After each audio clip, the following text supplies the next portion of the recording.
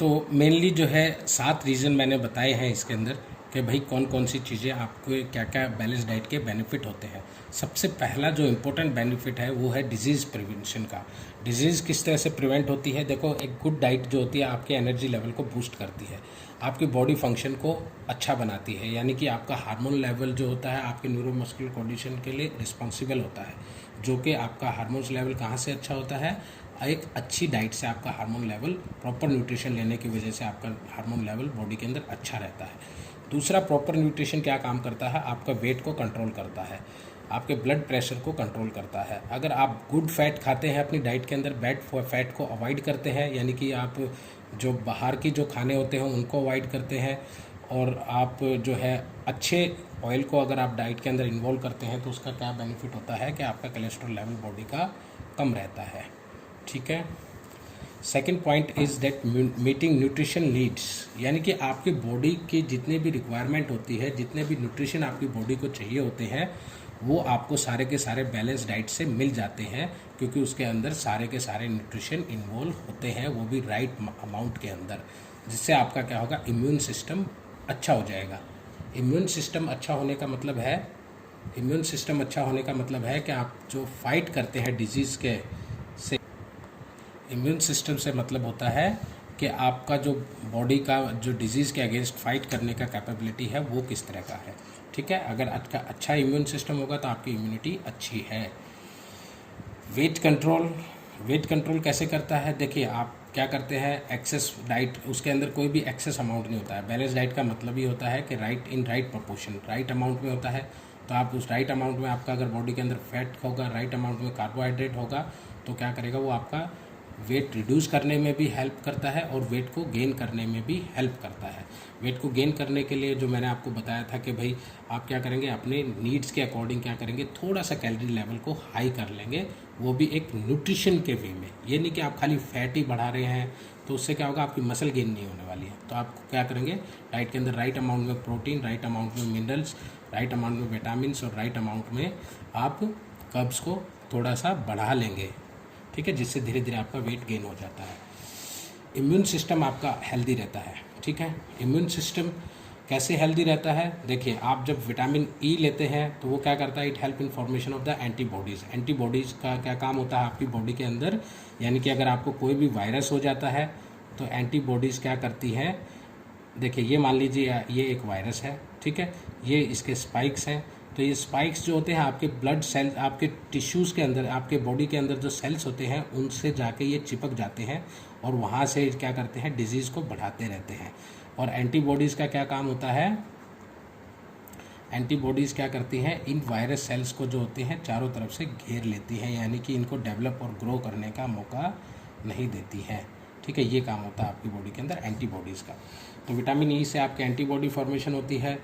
Vitamin C से क्या होता है? आपका वाइट ब्लड सेल को जो है जनरेट करने के लिए, प्रोडक्शन करने के लिए हेल्पफुल होता है।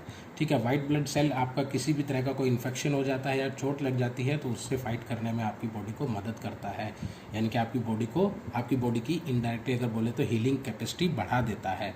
तो विटामिन डी क्या करता है? कॉम्बैट जर्म्स, ये जर्म्स के अगेंस्ट फाइट करता है और इन्फ्लामेशन को, आपकी बॉडी के अंदर अगर कहीं इन्फ्लामेशन हो जाता है तो उसको कम करता है। इन्फ्लामेशन क्या होता है? इन्फ्लामेशन का मतलब है कि आपकी बॉडी के अंदर कोई स्वेलिंग हो गई है। Inflammation is a condition of your body.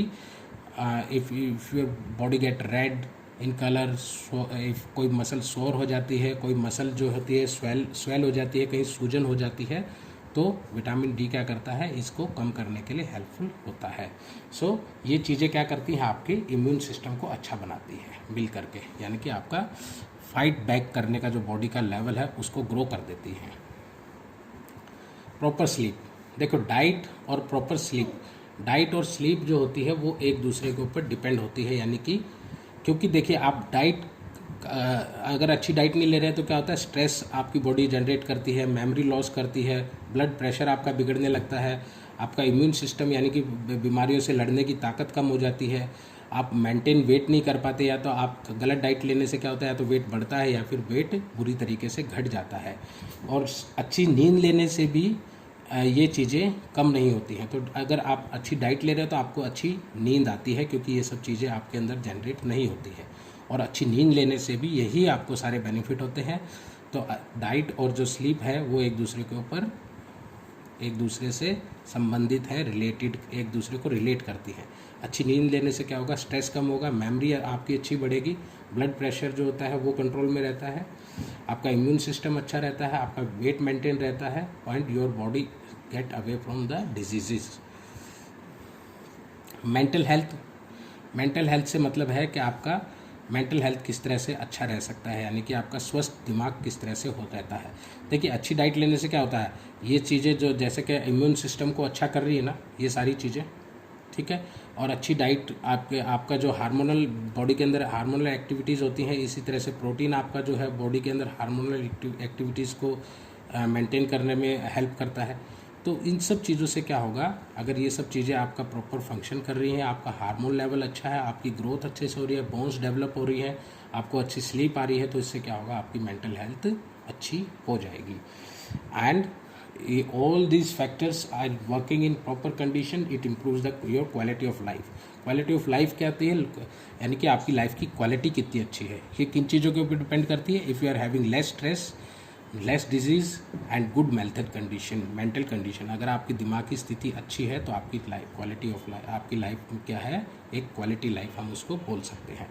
अब देखिए, ये जो क्वेश्चन आपका बोर्ड में जनरली आपका 1 नंबर में आते हैं, 1 नंबर में आपसे पूछ लिया जाता है भाई किस विटामिन का क्या काम होता है, या पूछ लिया जाता है कि कौन सा फैक्टर होता है जो आपके बैलेंस डाइट को इफेक्ट करता है, या फिर व्हाट इज़ बैलेंस डाइट पूछ लिया जाता है 1 नंबर के अंदर, या फिर बैलेंस डाइट के अंदर क्या होना चाहिए वो पूछ लिया जाता है, या फिर ये क्वेश्चन आता है आपका 3 नंबर के अंदर, ठीक है। 3 नंबर में आपसे किस तरह से पूछ लिया जाता है, balance diet and what are the factor affecting your balance diet, या फिर पूछ लिया जाता है balance diet and importance of balance diet. तो आपका 1 से 1.5 नंबर तो आपका 1 नंबर तो आपका बैलेंस डाइट का डेफिनेशन का हो जाएगा, और आधा नंबर अगर आप इसको थोड़ा एक्सप्लेन करेंगे तो और ज़्यादा हो जाएगा, और बचे हुए 1.5 नंबर में आपको इसमें से 6-7 में से कोई भी 2 या 3 पॉइंट लिख देने हैं, ठीक है। आपका क्वेश्चन इस तरह से हो जाएगा। ये क्वेश्चन 5 नंबर में कभी भी नहीं पूछा जाता है, ठीक है। So all the best, good luck, stay healthy, study well and eat well, sleep well. क्योंकि देखो, ये जो बैलेंस डाइट वाला टॉपिक है ना, ये इस कोविड-19 के टाइम में आपका की है, यानी कि आपके जो है ना, आपको कामयाब करने की एक चाबी समझ लेना आपकी लाइफ को आगे बढ़ाने के लिए। क्योंकि जो आदमी इंसान इस तरह के माहौल के अंदर अगर वो बैलेंस डाइट ले रहा है तो वो क्या होगा, अपने आप ही उसका इम्यून सिस्टम अच्छा होगा, एंड ही और she will be able to fight back against the disease. और आपको पता ही है, न्यूज़पेपर न्यूज़ चैनल्स में आप देखते ही हैं कि जिसका इम्यून सिस्टम अच्छा है वो कोविड-19 से दूर है। दूसरा, आप अपना ट्रेनिंग का ध्यान रखिए कि भाई प्रॉपर ट्रेनिंग आप हमेशा लेते रहिए, करते रहिए, क्योंकि अगर आप प्रॉपर ट्रेनिंग कर रहे हैं तो क्या होगा, आपका इम्यून सिस्टम अच्छा होगा, डाइजेस्टिव सिस्टम अच्छा रहेगा, और आपकी बीमारियों से आप लड़ सकते हैं। जिनका इम्यून सिस्टम अच्छा है उन लोगों को तो पता ही नहीं चलता है कि अगर उनको कोविड हो भी जाता है, कोविड-19 से वो सफ़र करते भी हैं तो उनको पता नहीं लगता, वो अपने आप ही ठीक हो जाते हैं।